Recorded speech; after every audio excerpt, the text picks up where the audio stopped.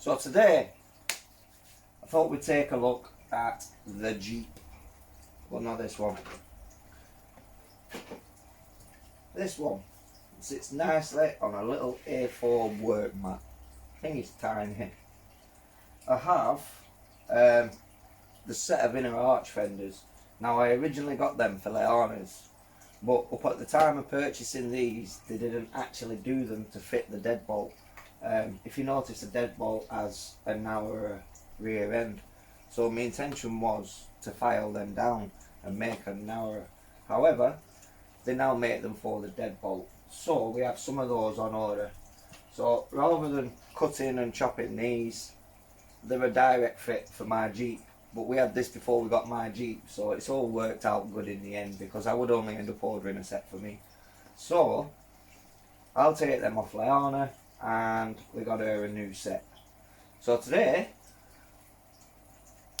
I think these are about like £11 off eBay. They just look to be like a 3D printed plastic, so they come in a nice little swanky case there, which I suppose is good for me to utilise and put all my little Scx24 bits and bats in there. It's big enough to put all my little screws in. I will get them all in a little organiser tray once they start accumulating and I get more of various size screws and bits of parts, but for now it's good just to reuse for that. So take a little closer look at these.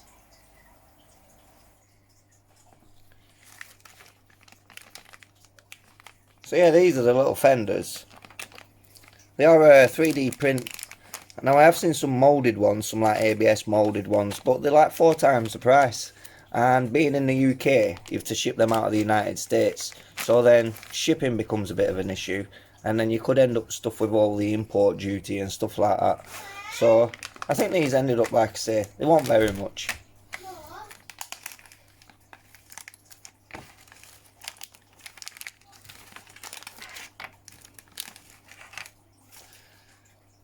And replacement hardware. They may be slightly longer than the original screws, just to take the extra like couple of mil. So yeah, they look like they're going to be a direct bolt on, the wider part being the rear obviously, and the narrower part being the front.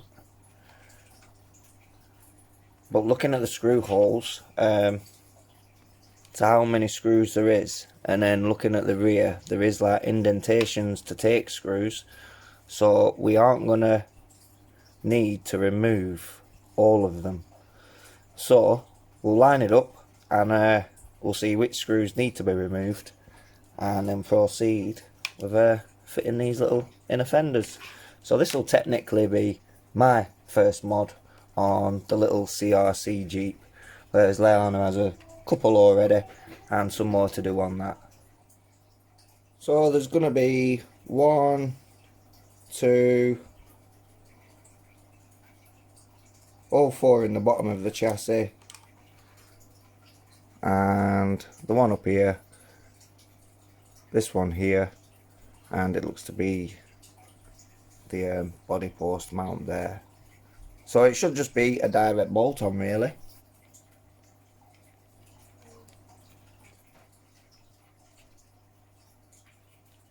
The hardware provided is slightly longer than the ones that I've just taken out of the chassis, so we'll replace it with those. So if we just tuck this behind the shocks, there we go. So I've just got the front screw in by the light there just to hold it in place, and 2 in the chassis here. Now just to be careful not to knock your top links out of place, as the longer screws are holding the links in as well. So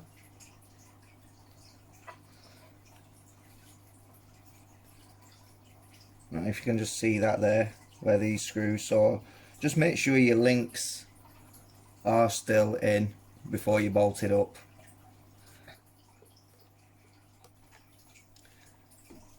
So that's one side complete. Just to repeat it for the other. Couldn't really get it on camera, my hands are in the way, this thing is tiny. As you've seen at the beginning, it makes my tortoise look massive.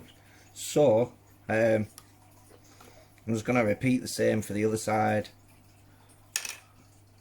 And that is that. I apologise, but you don't need to remove the link ones. They do just actually sit over the screw hole. So the end ones on the bottom 4, you can leave them in place. So that's the screws removed for that side. And looking at these, like with the SCX103, there is little holes for rock lights there. Now it's not something I've thought of looking for this, so I'm presuming there'll either be some available on the market or that is something that's in the works, which is pretty cool. You know, where does it stop with these little things? The road is endless. So that's the rear arches, well, inner arches complete. It's a nice touch when you look at it from under the body.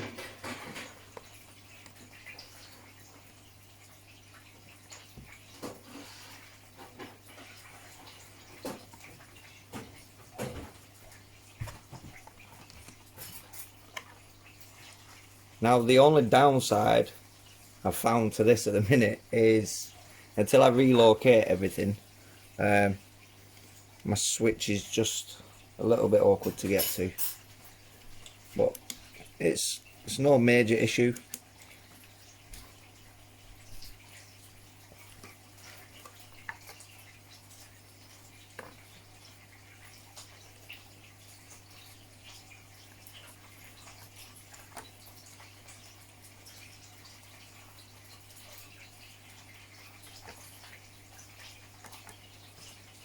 But yeah, dead easy upgrade.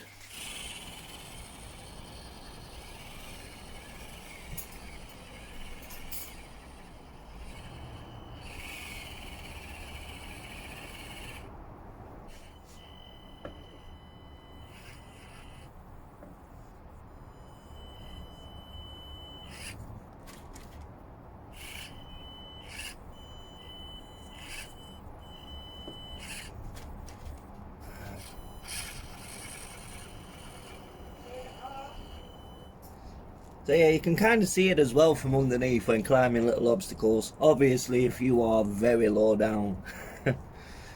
But still, I don't know if it's a good thing or a bad thing. I know it's a good thing from keeping like the rubbish out and all that and the muck.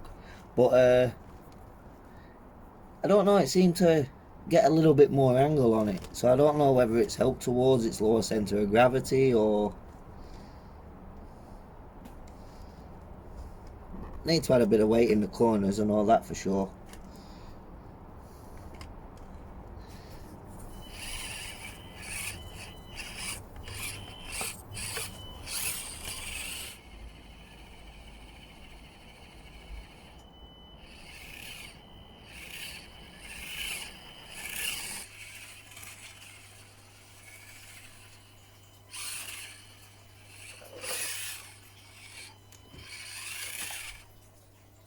But like I said, I don't know if it's like a positive or negative towards handling, but obviously keeping all the muck out and that, yep, it's great. I'll look into like some upgrades to do next. I do have leyarna steering link to do, and I also have one on order myself for me. Definitely going to need a little weight in the corners, so I've opted for some different hubs to what I put into leyarnas. Just to see the difference really. Also a little skid protector coming, and then I'm going to look into upgrading the shocks. I've got my eyes set on the trio ones at the minute, but we'll see, because the ones on it, they genuinely are just useless. But it doesn't take the fun out of it, it still doesn't take the fun. So just a quick one, just to like keep you updated on what's what. So yeah, give it a thumbs up if you like it. If you don't like it, dislike it. Feel free to subscribe, and if you do, don't forget to hit the notification bell to stay tuned on any future videos. There's loads planned, loads ahead, lots to come. So hope you enjoy the little bits on the SCX24s. Like I say, they are awesome and I can't rate them enough. they just they just put a smile on your face. They really do. So yeah, ciao for now, guys.